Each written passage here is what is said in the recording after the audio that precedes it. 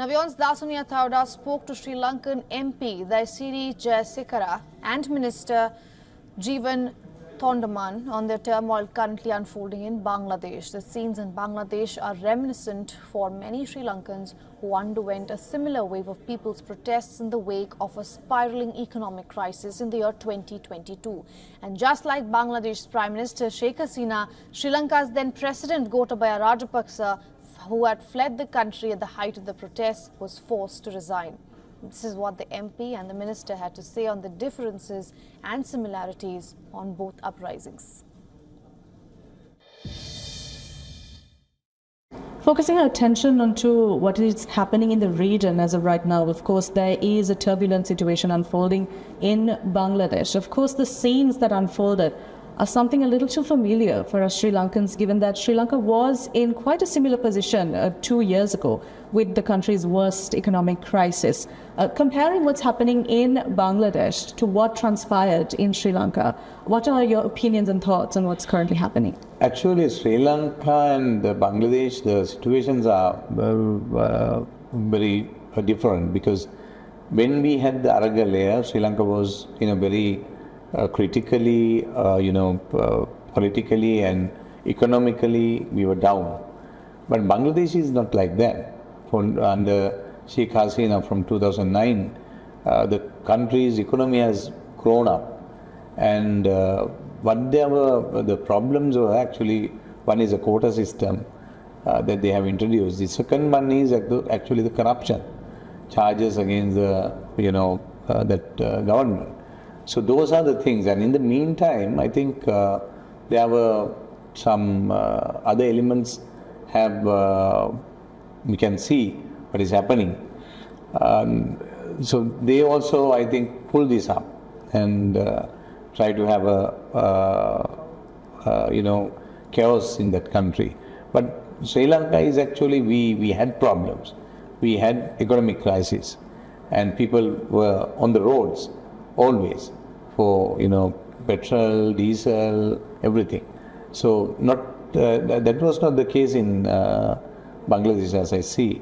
That is why I always say that these problems are two different problems, but the same thing happened like Sri Lanka in Bangladesh. So when we see all these footages, the people are coming into Prime Minister's house and do everything that they want. They like that. There is something, when you start this kind of thing, it is happening all over the country, all over the world. Moving away from local politics to something that's happening across in the region, rather, the situation that's currently unfolding in Bangladesh. This is a scene that is a little all too familiar for Sri Lankans. Just over 2 years ago, in 2022, Sri Lanka faced somewhat of a similar scenario where the people were protesting against the government and we had a leader who fled, which is quite identical to what just happened in Bangladesh. What are the similarities you see between what happened in Sri Lanka and in Bangladesh, and what is the way forward for Bangladesh right now? First of all, my thoughts and prayers are definitely with all those affected because of the issues that are going on in Bangladesh. But if you're going to ask me what's the difference between the two scenarios, it's all the same except just one bad move, right?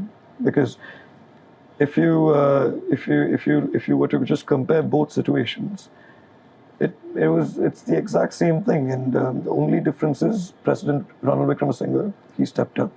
He made the right decision, and at that particular point of time, the decisions that we were taking, we did not know whether it was going to be right or wrong. We were following the person who felt it would be right? And it paid off, because I was just watching the news today, and I noticed that the parliament has been stormed in Bangladesh.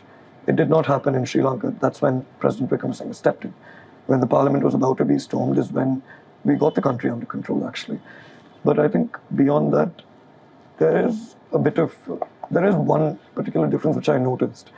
And I don't mean this in any hurtful way to, my friends in Bangladesh, but I think when you look at the protests that took place in Sri Lanka, whatever said and done, yes, there were issues, there have been different arguments, different theories, but whatever said and done, we felt that we were able to take control of the situation as a government and let democracy prevail and go on.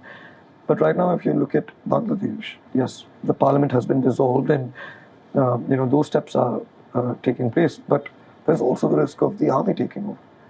And at the end of the day, when that takes place, going back from that is not going to be a simple task.